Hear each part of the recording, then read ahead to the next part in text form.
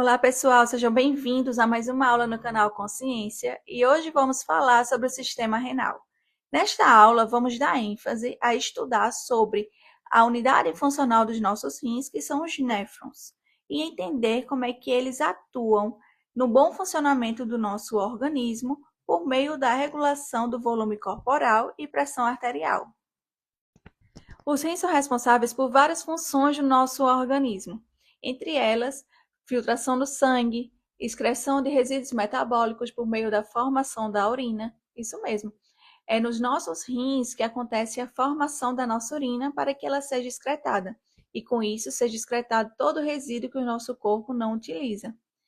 Além disso, isso atua na regulação de água e eletrólitos do nosso organismo, no controle da pressão arterial e nos rins também acontece a produção de hormônios.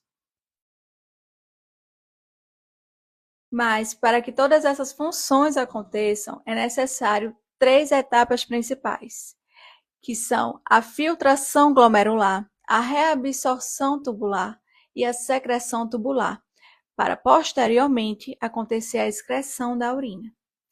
Essas funções acontecem na unidade funcional dos nossos rins, que são os néfrons. Cada rim tem uma estimativa de 1 milhão de néfrons, e cada néfron possui uma estrutura formada por glomérulo, cápsula de Bowman, túbulo proximal, alça de Henle, túbulo distal e ducto coletor. A filtração glomerular é iniciada com a chegada do sangue.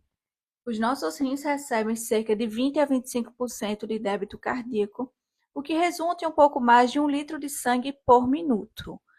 Então, este sangue, ele chega nos nossos rins e o néfron, por meio da sua arteríola aferente, recebe este sangue e é direcionado para o glomérulo. Este glomérulo é onde vai acontecer a barreira de filtração. Mas para que essa barreira de filtração aconteça, é necessário que ocorra uma pressão hidroestática e também a influência da pressão coloidosmática, lá da cápsula de Bowman. Por quê? Pense, é como se fosse uma peneira.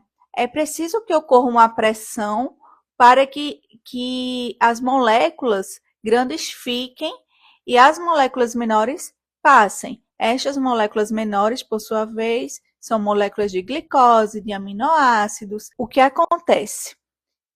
A primeira camada da barreira de filtração lá no glomérulo é composta por um endotélio fenestrado, e este endotélio fenestrado, ele separa o que são moléculas grandes de moléculas pequenas.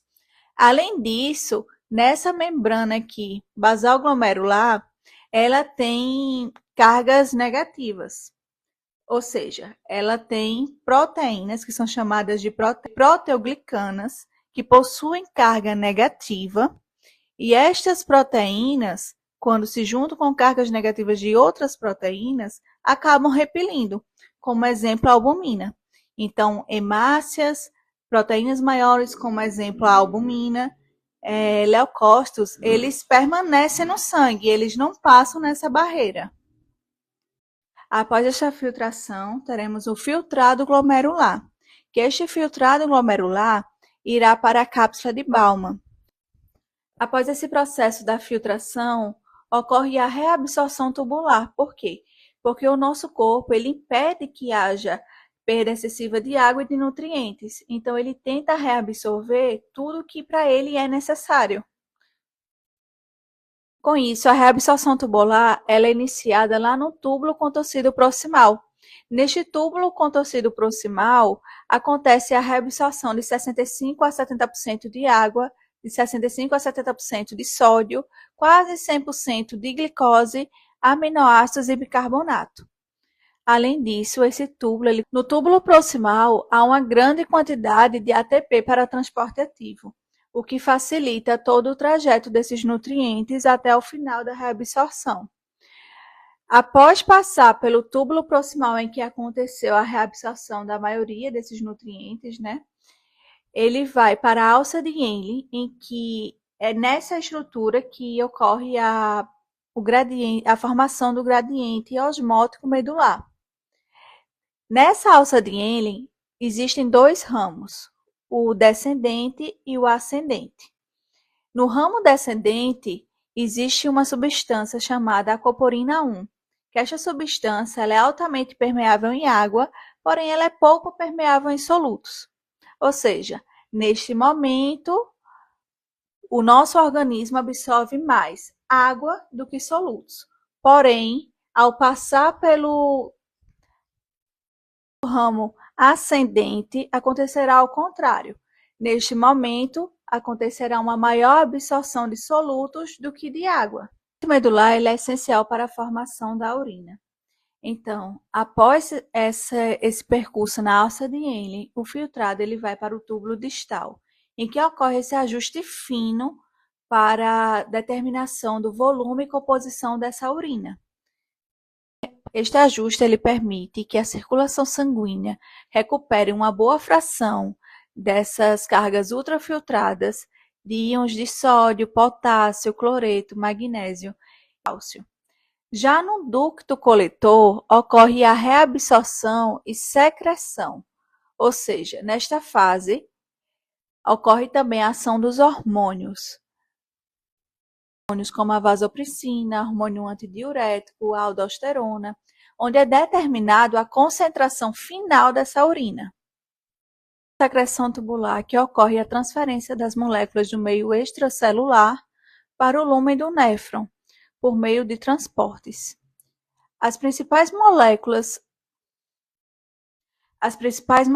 secretadas são hidrogênio, potássio, amônia, creatinina e fármacos. Após isso, a próxima etapa é a excreção da urina. Agora imagine comigo uma situação em que ocorre uma desidratação ou uma hemorragia. O volume sanguíneo cai e a pressão arterial também cai. Como é que o nosso organismo consegue combater isso? Através do sistema renina-angiotensina-aldosterona. No nosso rim existem células chamadas de justaglomerulares, que liberam a renina. A renina, por sua vez, ela entra em contato com o angiotensinogênio, produzido lá no fígado. Esse angiotensinogênio converte esta renina em angiotensina 1. Só que essa angiotensina 1 ela está em sua forma inativa. Como é que ativamos ela? Quando ela encontra a enzima conversora de angiotensina, chamada de ECA, que é produzida lá nos nossos pulmões. Quando acontece essa interação, ocorre a formação da angiotensina 2, que é a sua forma ativa. A angiotensina 2 ela vai lá para as arteríolas, causando vasoconstrição e, com isso, aumentando a pressão arterial.